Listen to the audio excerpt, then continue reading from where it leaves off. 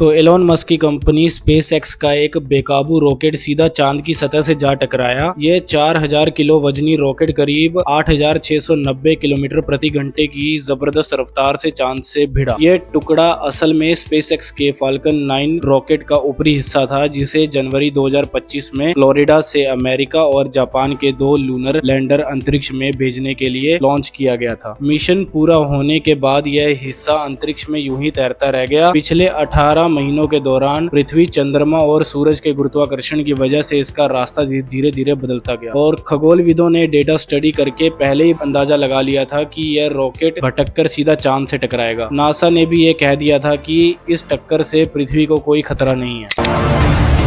तो बांग्लादेश छोड़े शेख हसीना को पूरे 2 साल हो गए हैं और अब उन्होंने बड़ा ऐलान कर दिया है। बुधवार को उन्होंने लोगों को वर्चुअली संबोधित किया, लेकिन इस बार कैमरा पूरी तरह बंद रहा। हसीना ने साफ शब्दों में कहा कि मुझे पता है, मुझे जेल में डाला जा सकता है, मुझे मारा भी जा सकता है, फिर भी मैं दिसंबर में बांग्लादेश वापस जाऊंगी। 25 मिनट के इस भाषण में उन्होंने कहा कि मौत की सजा, झूठे मुकदमे और दिखावटी सुनवाई उन्हें डरा नहीं सकती। उनके मुताबिक उनके खिलाफ चल रही कार्रवाई पूरी तरह से गैरकानूनी और राजनीतिक मकसद से प्रेरित है। और सबसे चौंकाने वाली बात यह है कि इसी वर्चुअल मीटिंग में शामिल हुए बांग्लादेश के पूर्व क्रिकेटर और पूर्व सांसद शाकिब अल हसन के घर पर भी हमला हो गया। कुछ लोगों ने अंदर घुसकर तोड़फोड़ की और घर को आग लगाने की कोशिश तक की। घटना के बाद वहां पुलिस तैनात करनी पड़ी। तो मेटा के सीईओ मार्क जुकरबर्ग ने बुधवार को पीएम मोदी का फेसबुक पोस्ट हटाए जाने के मामले में सीधी माफी मांगी है। और सिर्फ इतना ही नहीं, मेटा ने खुद यह भी माना कि उनके प्लेटफॉर्म पर child sexual abuse material, deepfake और कंटेंट मॉडरेशन से जुड़ी गंभीर चूक भी हुई है। मामला तब शुरू हुआ जब पीएम मोदी ने 23 जुलाई को पेपर लीक को लेकर एक वीडियो पोस्ट किया था, जिसे फेसबुक से हटा दिया गया था, जिसके बाद सरकार ने मेटा को समन भेजा। इसके बाद कंपनी की ग्लोबल टीम ने chief global affairs officer Joel Kaplan के नेतृत्व में केंद्रीय आईटी मंत्री अश्वनी वैष्णव और आईटी सचिव एस कृष्णन से बुधवार को मुलाकात की और पूरे मामले की सफाई दी।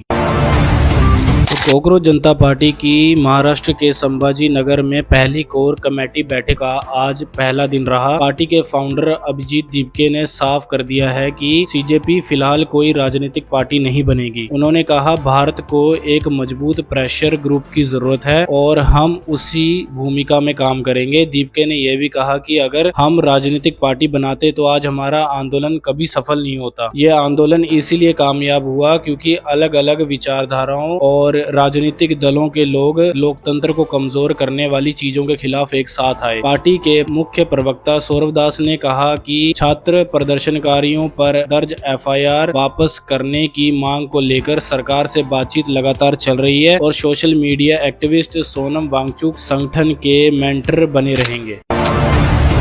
तो सुप्रीम कोर्ट ने एक बहुत बड़ा और अहम बयान दिया है। कोर्ट ने कहा, युवाओं की बात सुनना ही सबसे ताकतवर हथियार है। Chief justice Suryakant, justice Joy Mallya Bagchi और जस्टिस वी मोहन की बेंच ने यह टिप्पणी रिटायर्ड एयरफोर्स अफसर मनीष कुमार सोलंकी की याचिका पर सुनाई के दौरान की, जो उन्होंने कॉकरोच जनता पार्टी के प्रदर्शन में हुई हिंसा को लेकर दायर की थी। कोर्ट ने कहा कि अगर कुछ भटके हुए युवा पत्थरबाजी भी करें तब भी पुलिस को संयम बनाए रखना चाहिए और उन्हें समझाने, शांत करने की कोशिश करनी चाहिए। सरकार को भी आक्रामक रवैया अपनाने से बचना चाहिए। कोर्ट ने यह भी कहा कि कुछ मामलों से कैसे निपटना है, यह फैसला कानून लागू करने वाली एजेंसियों के अनुभव और विवेक पर छोड़ देना चाहिए। आपका हमारे चैनल पर बने रहने के लिए बहुत बहुत धन्यवाद। हमारे चैनल कर्म समाचार को लाइक, शेयर और सब्सक्राइब करना ना भूले दोस्तों।